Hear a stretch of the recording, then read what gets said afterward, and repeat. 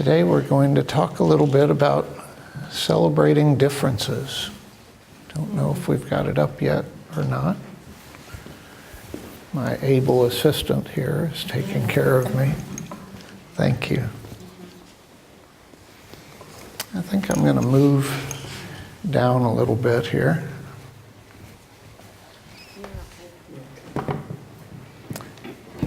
This way I can see over my shoulder the PowerPoint that's coming up.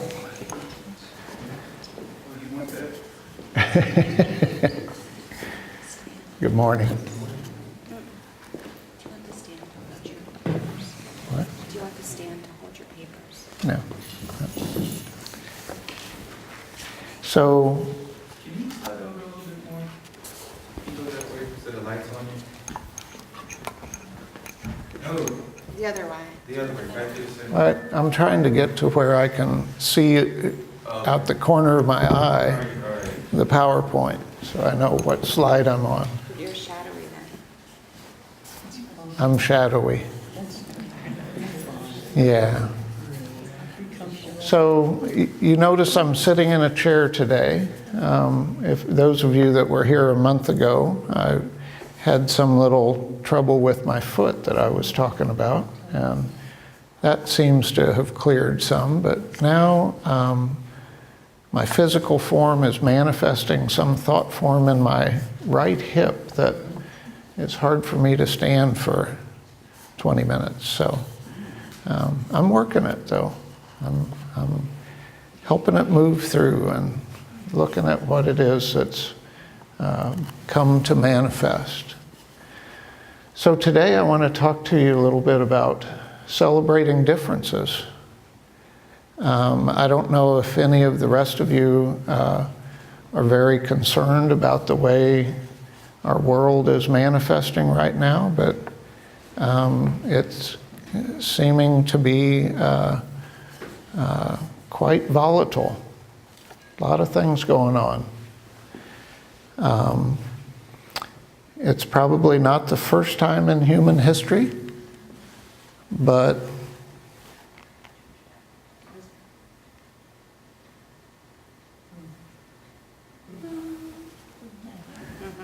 there we go.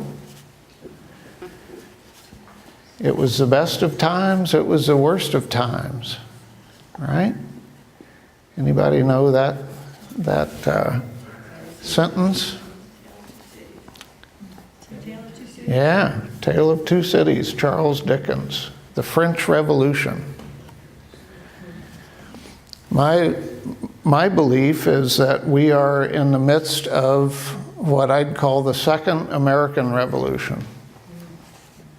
It's not one that hopefully will be a lot of violence, although there's been quite a bit of violence in the last few weeks that have been mainly about difference. But I think with the consciousness of our Creator behind us, we're in a place where we can do it without violence. And so that's what I want to talk to you a little bit about today is how do we understand difference and how do we celebrate difference? Well, what we know is that Charles Fillmore talked about difference and about what we need to be about, and said, right here and now, the great work of character building is to be done. And whoever neglects present opportunities, looking forward to a future heaven for better conditions, is pulling right away from the kingdom of heaven within himself. So the conditions in the outside world are calling us to do our deepest work, to work as deep as we can, to transform ourselves so that we can transform our world. And one of the things that's really interesting to me is we're so opposed to difference in some of our culture today, but difference is actually how the world was created. If if God didn't create difference, then none of us would be here. None of this would be here. In fact, when you look at Genesis 1, which is an allegory of how the world was created, it was created out of no difference, out of an undifferentiated whole. And the earth was without form and void, and darkness was upon the face of the deep.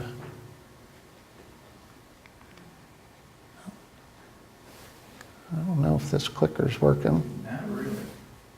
So that's the undifferentiated whole. There wasn't any difference between anything. And then what God did was God separated light from darkness. That was the first differentiation. And if you read through Genesis 1, all God did was differentiate. You know, there's this and there's that. There's this and this is one thing, this is not that thing. All the way down to the creation of man. So difference is how we came into being. It's the essence of who we are. It's what God created us to be. And so seeing differences is really important. I guess I'm going at the pace of the... Do you want me to click? Look at your PowerPoint and I'll click. Okay. So this is an example of someone who sees differences and someone who doesn't see differences, right? The driver's not seeing any difference. And you're not seeing the difference of on and off. Okay. There you go. Oh, there we go. Wait. Yay. All right. So sometimes seeing difference keeps us safe, right? Yes, Yeah. absolutely. So this woman in this car is seeing difference, and that's a good thing, right? He's just oblivious. Of course, you know, maybe his name's Cliff.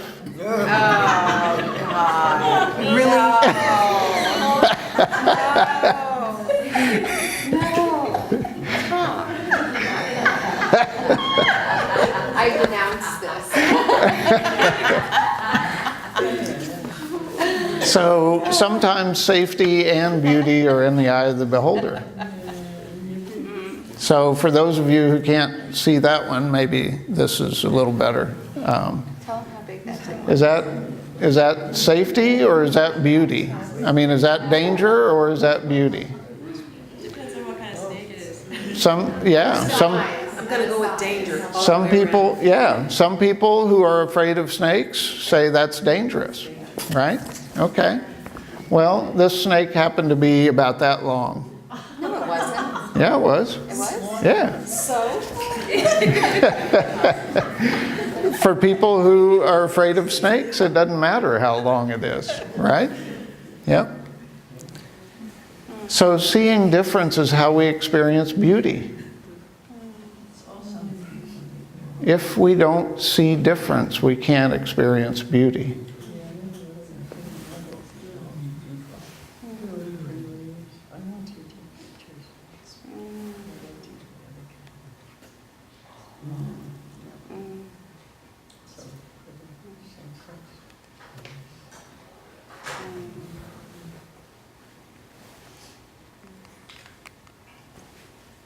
So difference brings richness to our lives. If we can't see difference, we don't experience beauty. If we don't hear difference, we don't experience music. We enjoyed Luke's playing because we heard the difference between the notes, and we heard the difference between the note and no note, between the silence. So that helped us to experience difference. If we do not feel difference in our emotions, we don't experience joy. If we don't feel difference in our body, we can't experience health.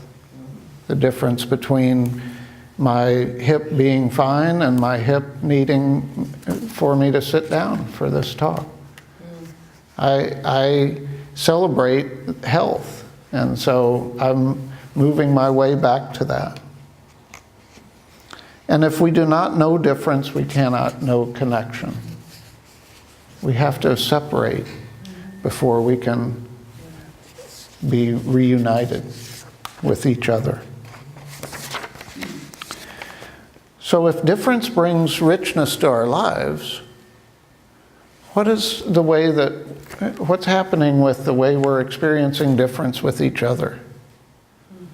Because that seems to be where the rub is right now, is not out there looking at a beautiful flower. It's looking at each other and saying, you're beautiful. You matter. You have value.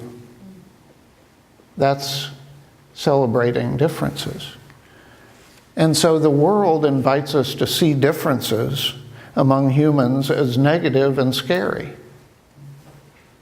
I mean, that's a lot of what's going on in the media right now, is labeling some group as different and then making them something scary. But our Creator invites us to see differences among humans as beautiful and valuable. So sometimes humans have both capacities, right? Both the capacity to scare us and to make us feel connected and secure. So again, some people see beauty here and some people see danger. Some people see beauty here and some people see danger. Fire is dangerous when it's not used properly. So we are dangerous when our consciousness isn't used properly. When we don't rise to the level of the seed of our Creator that was put within us, then we can be dangerous for ourselves and for other people. And so what's our job? Well, Jesus said, "Render therefore unto Caesar those things which are Caesar's, and unto God those things that are God's." This is our way of stepping into our own difference within ourselves. There's a difference within each one of us. There's part of us that is human and part of us that is spiritual. Part of us in the material world, part of us in the spiritual world. And Jesus said, give to whichever one it belongs to. So the Metaphysical Bible Dictionary has a great section on what Caesar means in the Bible. And so I put it all up there. I highlighted what I'd like to share with you.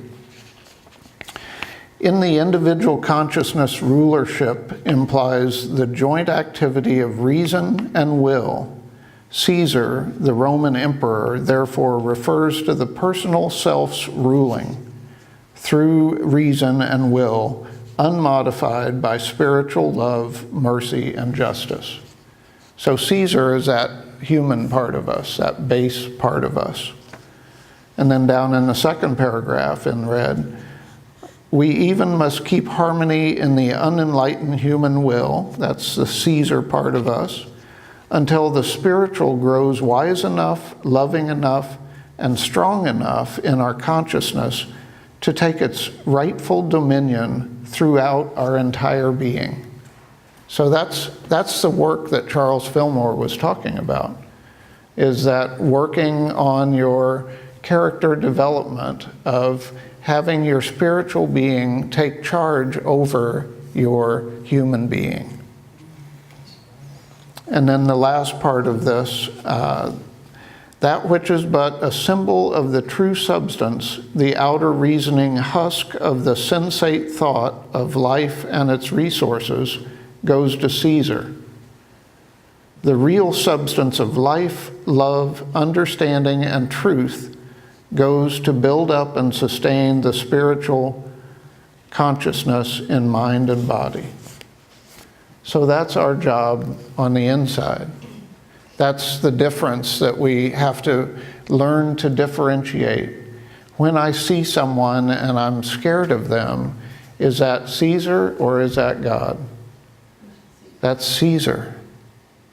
So how can I train myself to rise to the level of being in that God consciousness, whoever I meet, whenever I meet him? So Jesus told us that you can't serve both. You got to choose.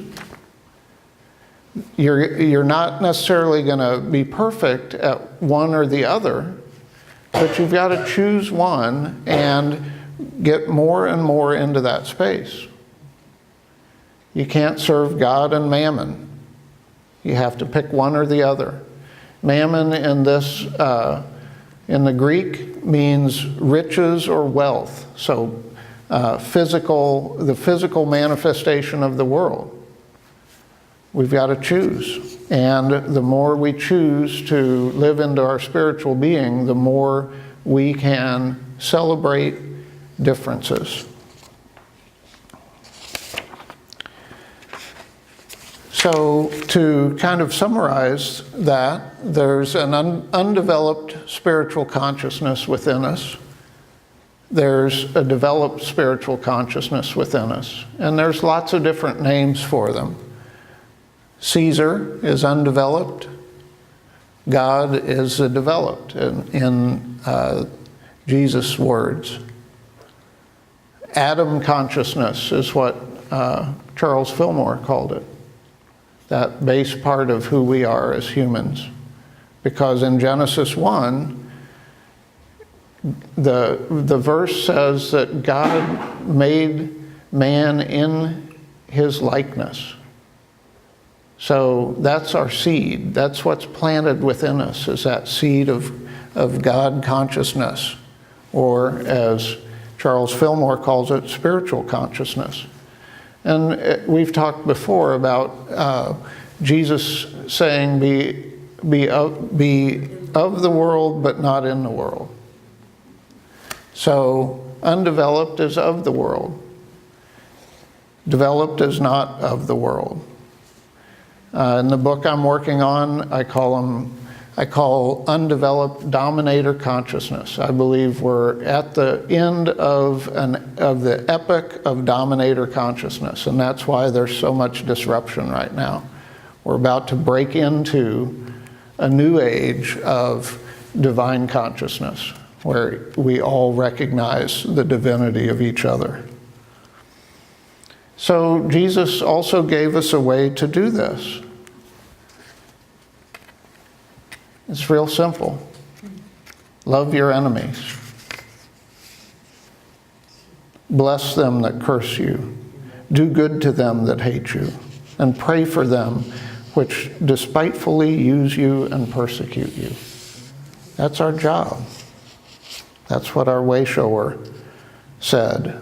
And he, at the end of this quote, he said, it's easy to love people that love you, right? The work comes loving people who don't love you, who think that you're wrong or think that, you're crazy. Those are the people that we are in the process of learning to love through the unity teachings and through our time together. So I want to do a little practical thing before I wrap up today. I'd like for everybody to stand up and turn to someone. Let's practice this difference, this spiritual consciousness we're seeking. Turn to someone, look them in the eyes, and say, it seems to me that we are different in this way. And then give some difference that you notice, and then say, and I celebrate the Christ in you. And then have them return it, and then find another partner. I want you to do this a couple of times.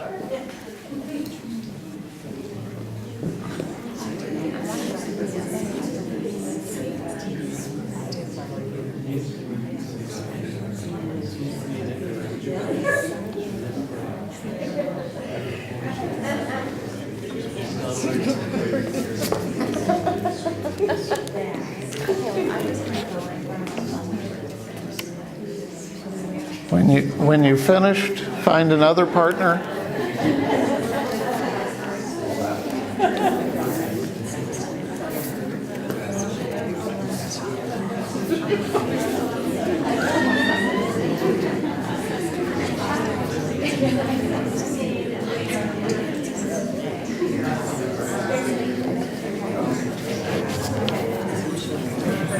If you want to go out on a limb, find someone you don't know.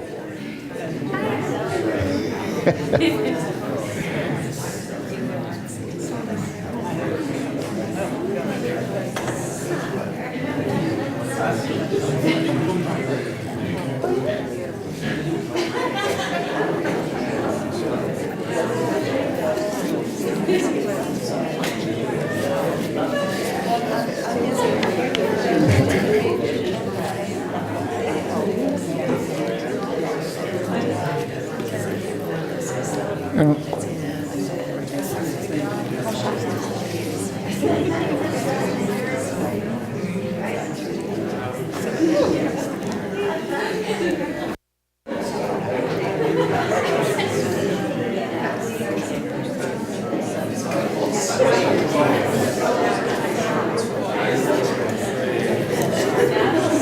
And when you've finished with this pairing, then go ahead and sit back down. Better hurry. No, it's all right. That was a tough one.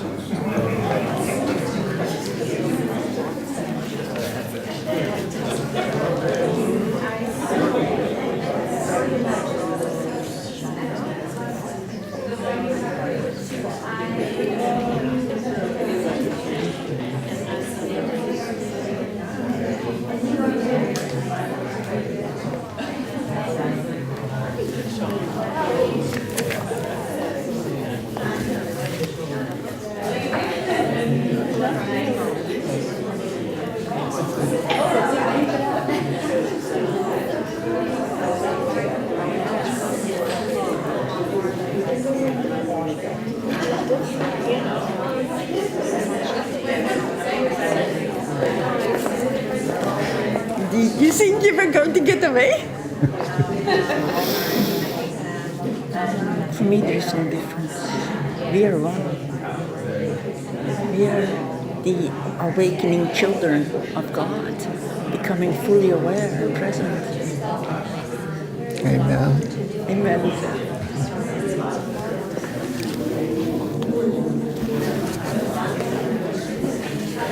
All right, let's wrap up and find our seats.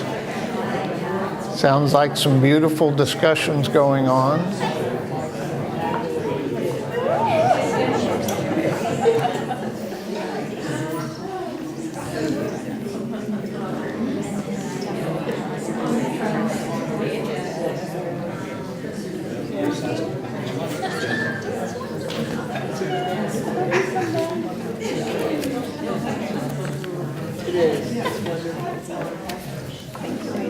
You were wonderful. We're not quite done.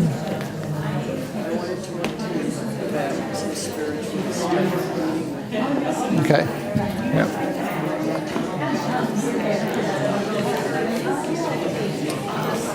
All right. We'll make an agreement with the person you're with to continue the discussion after the service so we can wrap up.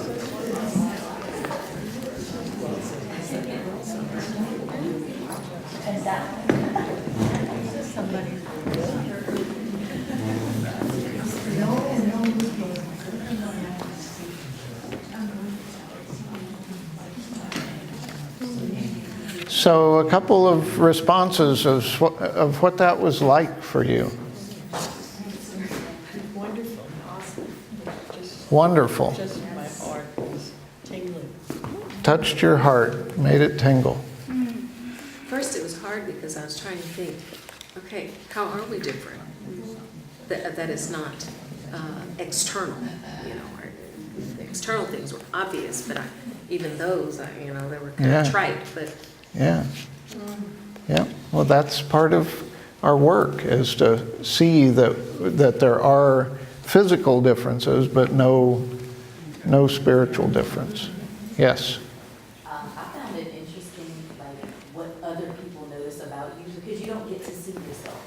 Yeah. So, you know, like, if I look in the mirror, I'm looking for everything that's wrong. You know, I'm just like, and, you know, I'm trying to fix things, but people get to see, like, your expression and when you're happy and when you're sad, and you don't get to see that. Right. Because you're just looking for everything that's wrong. So some of the things that people said about me, I'm like, really? Like, because I don't see that. Yeah. Everybody's like, oh, you have beautiful eyes, but I don't get to see my eyes. You know, I don't Yeah. get to look at them. Beautiful. And isn't that a beautiful gift that we can give each other? Is to really see the beauty in each other. Yeah, Ethel. was seeing the beauty in everybody. I forgot about the other part I was supposed to look at, because all I can see is beauty. Beautiful. Christine reminded me. Yeah. And I said, what's different about it? Yeah. Yeah, because for me it was about the word celebrating the difference, and maybe it's the social worker part in me, but in celebrating the differences, I could see the tapestry, like the weaving underneath that binds us together. And so from one of my challenges is, who do I lean on? Like who are the people I can go to? It's a question I live. So I realized that in celebrating the differences, I knew who I could call on for like wisdom, you know, or stillness in my heart, or the beautiful brains. Yep. And that was celebrating the Christ of them and how it appears in them that's different than how it would appear in me. All right. Well said. So, yes, one more. I'd like to thank everybody for having us here today. It's really a wonderful experience. I'd like to thank you for giving us that opportunity to get to know one another on a different level. Yeah. And I really thank you for setting the tone right from the start. You said, of course, for your belief in Christ in you, I translated God on me. However you look at it. But then you said this is like, we're all the same inside. And we started to look at the external differences, how that person is different than me. Maybe not wearing the same thing, or maybe just taller, shorter, darker, lighter, whatever. Like you said, it's just like, focus on the physical differences, which, but, uniting, in a different, deeper level where we're the same inside. Absolutely. Thank you again for giving us that practice. Absolutely. Yeah. So I'm going to challenge you a little bit, because this is the space. Gosh. This is the space where we love each other, Yeah. right? Yeah, we do. This is the easy work in this space. And if you're a little uncomfortable with it in this space, then practice. But the hard work is to step outside and do it with people that you run into in your daily life. So That's a tough one. so that's where the rubber meets the road. Yes, Claire. For me, it is just the opposite. It's much easier outside to step up and say something really nice to somebody who feels lonely or sad. It's more difficult here. Okay. Because the intimacy need to make see. So my suggestion, coming from myself, is that when we have sang the last part of the song,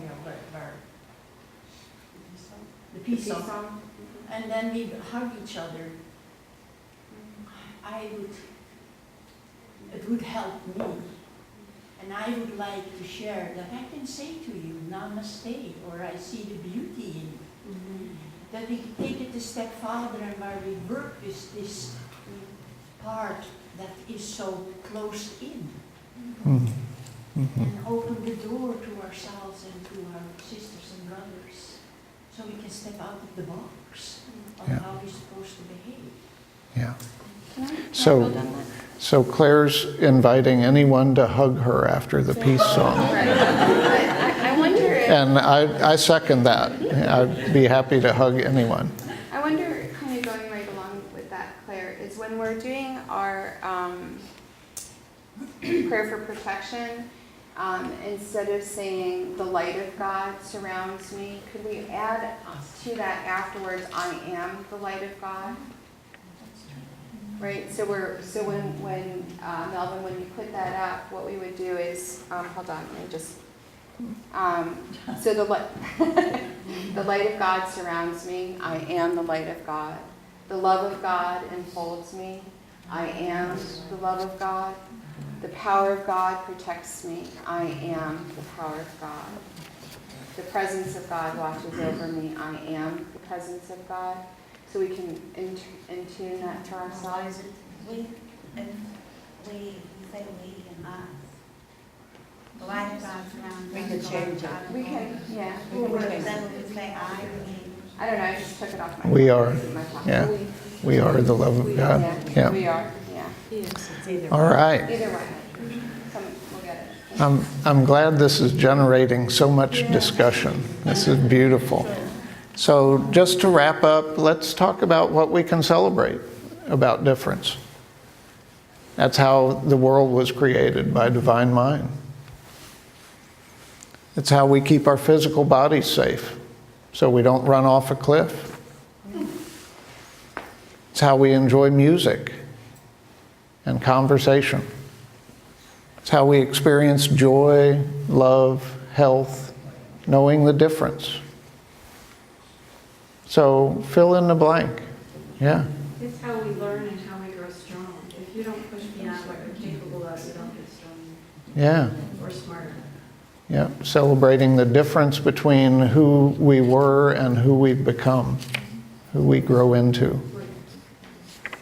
So thank you all for Thank you.